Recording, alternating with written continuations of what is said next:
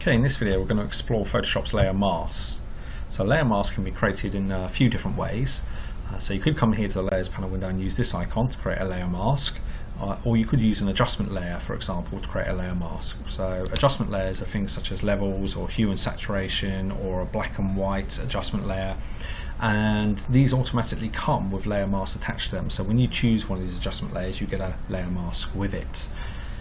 Otherwise, you can just go here and click to add a layer mask, and when you add a layer mask, it adds another little thumbnail which is attached to your image thumbnail in your layers panel window, and that thumbnail is white.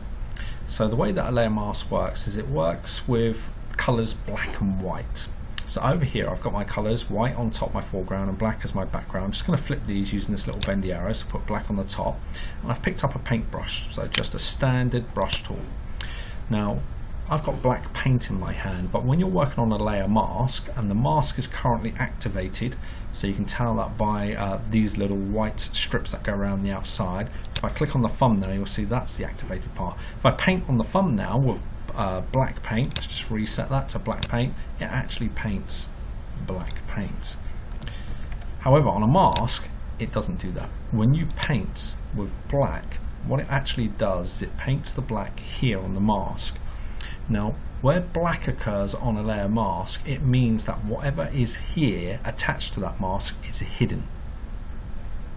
So where it's black, the image is hidden, but where it's white, the image is revealed and allowed to show through.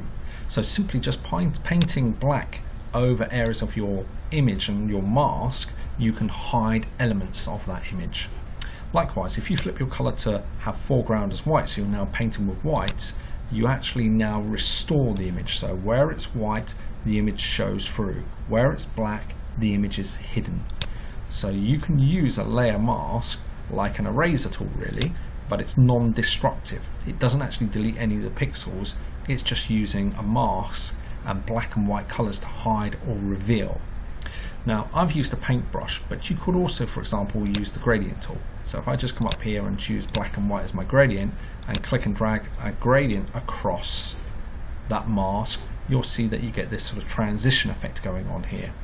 So again, remember, where it's white, the image is allowed to show through, which is this part here. Where it's black, the image is hidden, which is over here.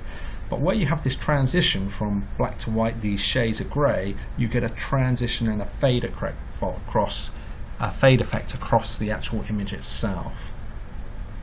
So that's where layer masks come in, is using this black and white on this mask to create these kind of hide or show effects. So let's have a look at a couple of examples of where you may want to use a layer mask in practice.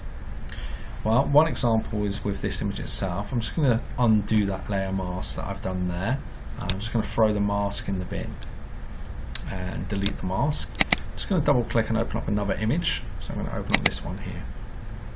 I'm going to drag a copy of that image across onto here and just line it up. I think I'll put it on this side.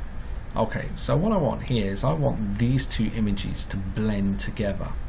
Well, the quickest way to do that is to add a layer mask to this image. So just by using this icon I can add a layer mask. Come over here to my gradient tool, make sure I've got foreground and background colors set to black and white. Make sure I've got the black and white gradient selected here. And then I can just simply click and drag across this image. Oh, let's go in the opposite direction and get it the right way, and you can create that kind of blend effect. And the longer you click and drag, the more of a blend effect you're going to get. So just by playing with these different settings, you can create this kind of fade effect between two images, and you can see that here. So again, what's happening is where it's black, this speedometer image is to be hidden, and it's predominantly on this edge here that we're looking at. Where it's white, the speedometer is to show through. So that's a really neat little way that you can use a layer mask. Okay, let's have a look at a couple of more examples as well. So another example of using a layer mask might be if you use an adjustment layer. So if I go to hue and saturation and create a hue and saturation adjustment layer, and then come over here and play with the hue slider, I can change, for example, some of the colors that are going on within this picture by simply moving the hue slider.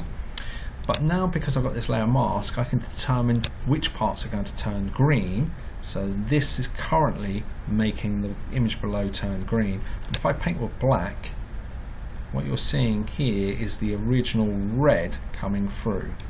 Because on the layer mask, where it's black, this change in colour created by the hue and saturation is not allowed to work. So the original red has to show through wherever black is painted. Where it's white, this change in colour that we set here to green is allowed to come through, so you do see that green change. So that's how you can use layer masks with adjustment layers. So if you're working on exposure like levels, for example, you could control which elements and where in your picture you're going to have darker areas and lighter areas using this adjustment layer simply by painting with a paintbrush black and white. And then we'll just have a quick look at one more example of how you may want to use this. So if we just go and open up our montage folder here. So for example, I may open up this image here, and then I want to place another image over the top of that. So if I go and grab this image and just drag and drop it across, so we grab the orangutan across, I'm just going to do a Control T to resize it. Okay. So what I want to do is I want to take away this hard edge here that I've got around the image. So I want to create a nice soft edge. Well, you could use the eraser tool to do that, but the problem with the eraser tool is that it's destructive. It will actually delete the pixel information that's on this layer. So a much better way to do this is to use a layer mask.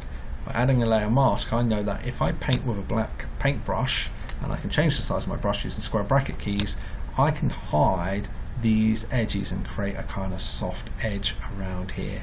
So again, when I'm painting black, that part of the image is to be hidden, and where it's white it's allowed to show through. Now the key thing here is if I make a mistake and go like that too far, I only have to switch my colours and reveal it again by painting white. So that's what I mean about non-destructive editing. You never actually deleted that pixel information. It's always there, it's just that your mask is hiding it. So that's a quick introduction to layer masks and how they can be used in Photoshop.